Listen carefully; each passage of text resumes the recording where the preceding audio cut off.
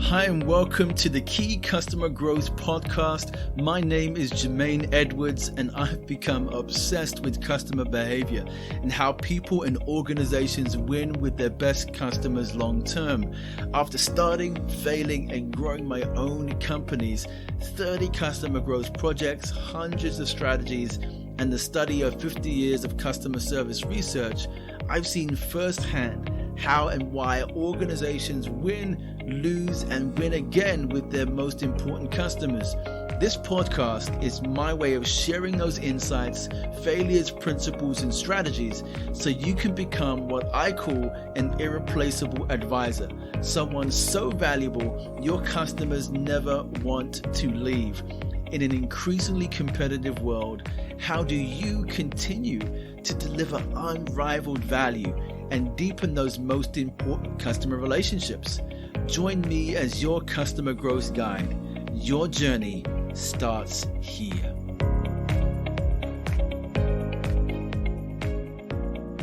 Hey, welcome to the Key Customer Growth Podcast. My name is Jermaine Edwards, your customer growth guide, and this is episode number 12, and we're going to talk about a topic I call customer mastery. Now, we don't often hear these two words together, customer and mastery, but for any customer leader out there pursuing great work with your customers, you know that excellence is a very important word for you. But excellence is something that you pursue and you endeavor to achieve and to grow into as you apply really specific kinds of skills and tools and strategies daily to win with and for your customers. So we want to explore just the thinking behind mastery. How can we use that effectively to think about our engagements with our customers, and how can we raise the standard across our entire business so that our customers experience above average results consistently? That's what we're going to explore in this episode. So, what is mastery? Now, if we begin to explore this, there's actually not much written in terms of a really exact definition. So we're going to explore a few words, go into really specific areas of what does mastery mean for customers, and then some of the mindset that we may need to take in order to achieve that kind of success in our role.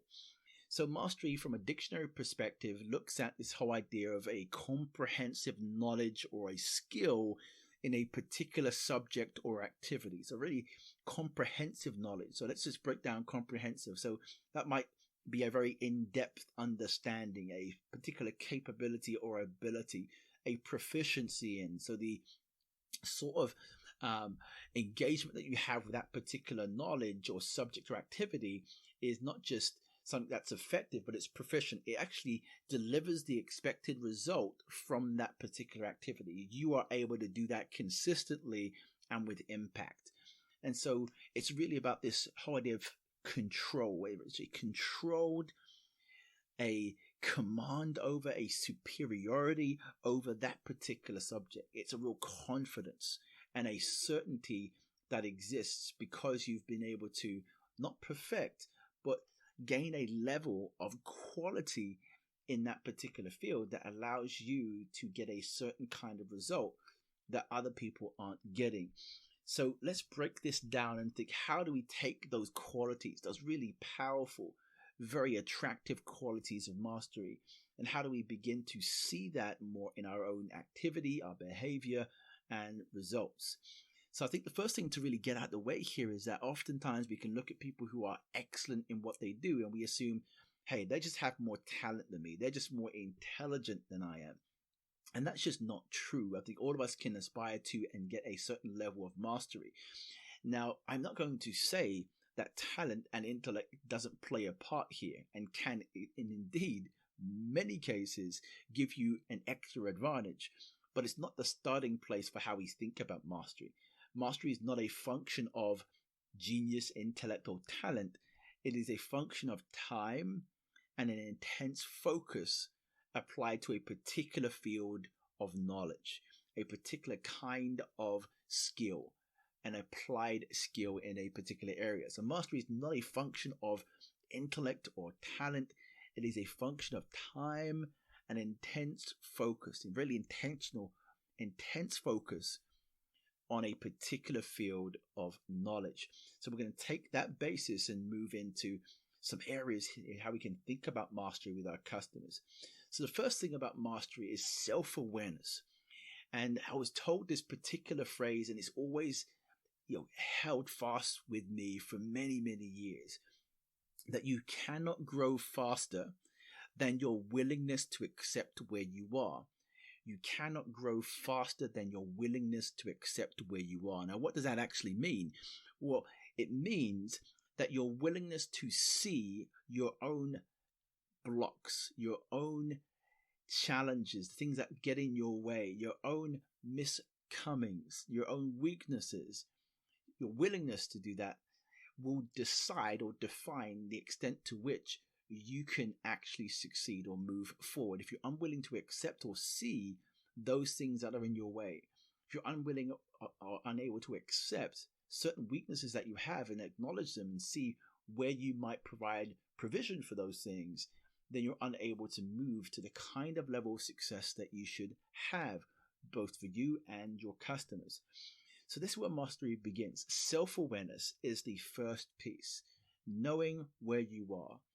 And knowing where you are then can be determined in figuring out those specific things or systems you might need to support those weaknesses, those blind spots, those things that might be in the way, or at least acknowledging the strengths that you may need to build or design into your daily activity, the activity around learning, developing, supporting those particular kinds of behaviors and kinds of activity that will give you the kinds of results that you want with and for your customers.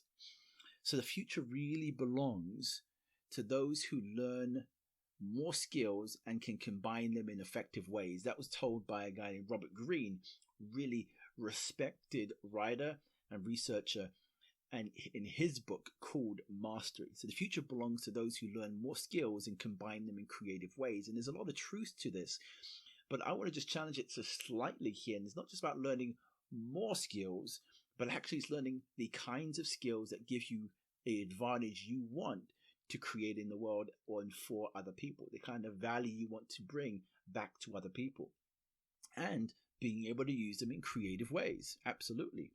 So it's about this journey to excellence and exponential results as a customer leader. And I use those words very intentionally, that actually we want to aspire for this kind of exponential experience. This place of saying, actually, it's not 2 or 3 or 4 times the kind of impact that we can have, but we can aspire to something greater, 10, 20 times impact if we want to. But it's then defined by that self-awareness piece. What would need to be true for this thing to happen, and what's in the way, both for me personally and in my environment, that may need to be mastered, to have complete control over, or more certainty around, more confidence around being able to manage those things or eliminate certain things that may be in the way. So we want to develop that kind of superior knowledge, skill, and ability to achieve those kinds of recurring customer results that we can really trust. Indeed. So this the second part to this. So we looked at self-awareness, understanding those things, and really committing to the process of learning those things that may add to our strengths, to eliminate those things that may need to just be put to the side because they don't add value to what it is, and putting in systems in place to support those places that may be weaknesses of ours, where the utility of trying to get better in it doesn't really give you any added advantage, but they need to be managed in a very specific way. The next part to this is really thinking about time and focus. So the time that leads to mastery is really dependent on the intensity of our focus. And if you read some of the books on accelerated learning by people like Josh Kaufman or Timothy Ferriss's 4-Hour Chef, you find that the learning or getting really good at something is actually not necessarily about the length of time that you spend in it, but it's actually the intensity of the time, intensity of the focus that you have within the time that you allocate. So that's really important distinction. Sometimes we could be working on one particular thing, but working on it poorly, meaning that we haven't really identified what is the quality of the activity that needs to be made in that time for me to get the kinds of results that I want long term. So if you think about the quality of the time, not just the time itself, then focus allows you to really hone in and get lasered in on those core areas that really matter. And so that's really important. Self-awareness and time and focus, and understanding that quality of time is more important than just the time itself. So you can really laser in and focus on what things really matter. So another thing that came to mind, I actually read this recently, and says in the future, the great division will be between those who have trained themselves to handle the complex things that distract us and make us feel sometimes very overwhelmed. Those who can acquire skills and discipline their minds to eliminate distraction by the things around them will have the focus to learn those things. So that's a fairly long quote, but essentially what it's saying here is that the difference between those who master things and those who don't are those people who are able to eliminate complexity and distraction. So we have self-awareness, we have understanding time and focus, and understanding quality over time is more important than the time itself.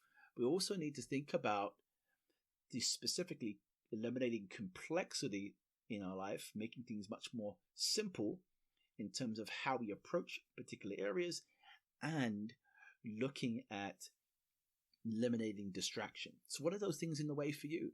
When you think about your daily customer engagements, what are those things that get in the way daily for you that are distractions? Maybe you always have your phone on way too often. Maybe you don't put it on silent enough.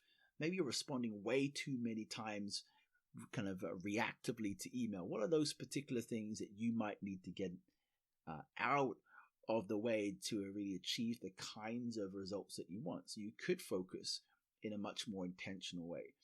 What are the complexities that are there? Complexity meaning there are multiple different parts to a particular thing that you're doing, or maybe in your life in general. Maybe this is many different things that you've accepted to be true that just aren't true, and you can actually influence or eliminate in your life that actually would support and help you to eliminate distraction.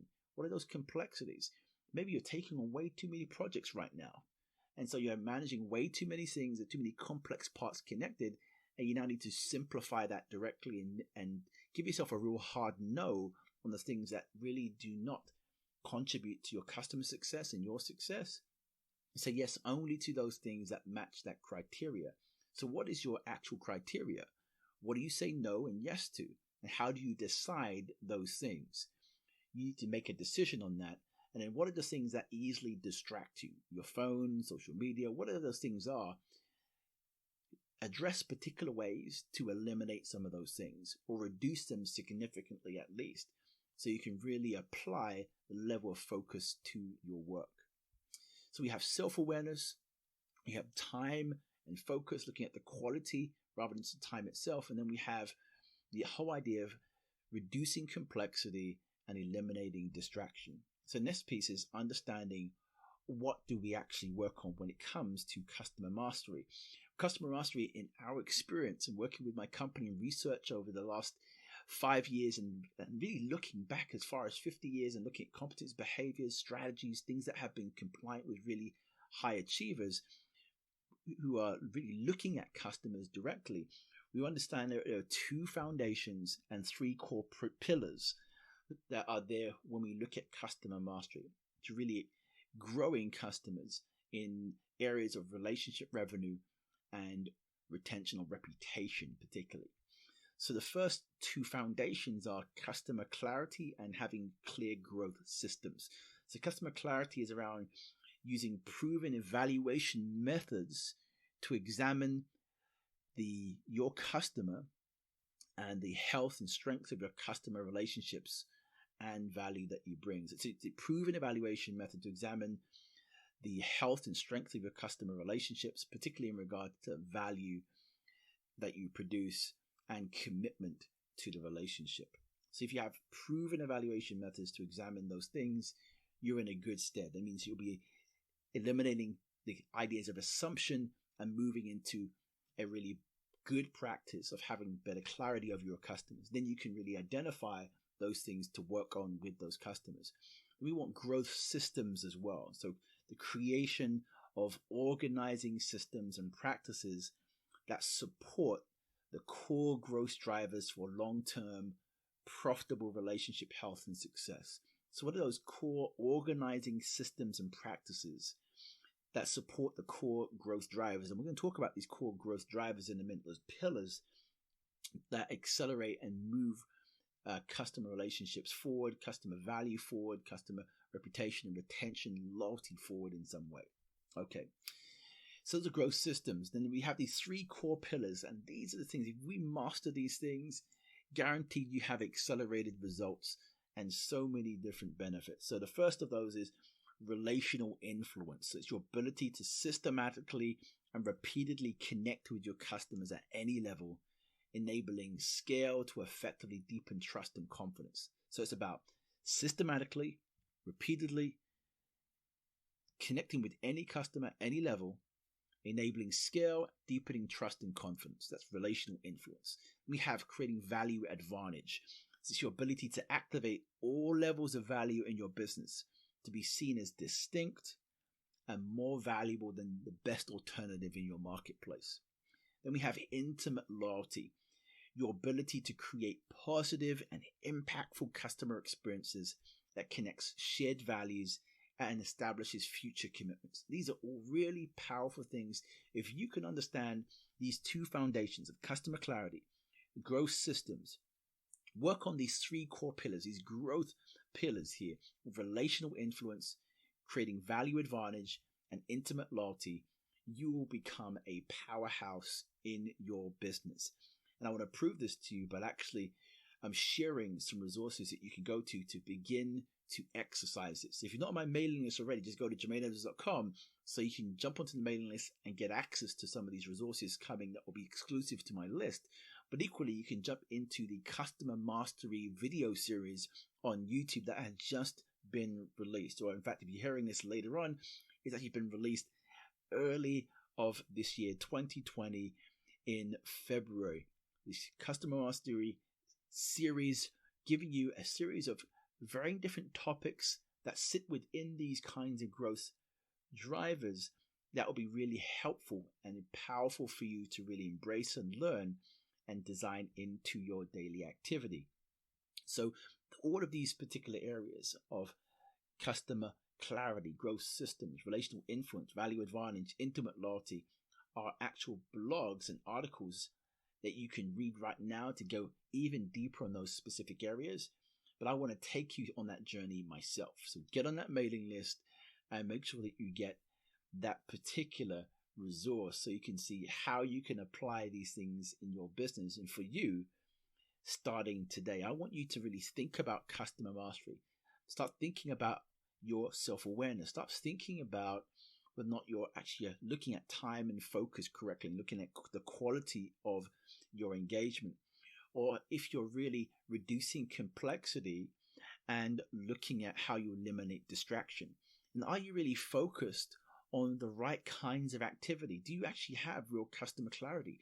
Do you have growth systems in your business? Do you have a real clear understanding of how to create relational influence, how to build value advantage, and how to get intimate loyalty, something that establishes future commitments consistently?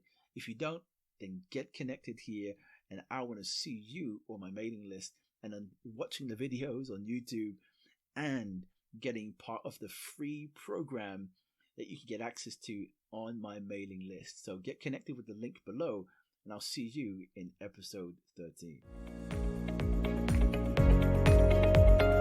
Hey, thanks for listening to the Key Customer Growth Podcast. Hope you enjoyed the episode and got some great value. If that has been your story today, please share, comment, and subscribe so we can reach more people with the message and impact them also. Most importantly, I want to hear your feedback on what you liked or what you would like to hear and see in the future. Look forward to hearing from you, and you can find all the show notes below. Wishing you success in becoming an irreplaceable advisor.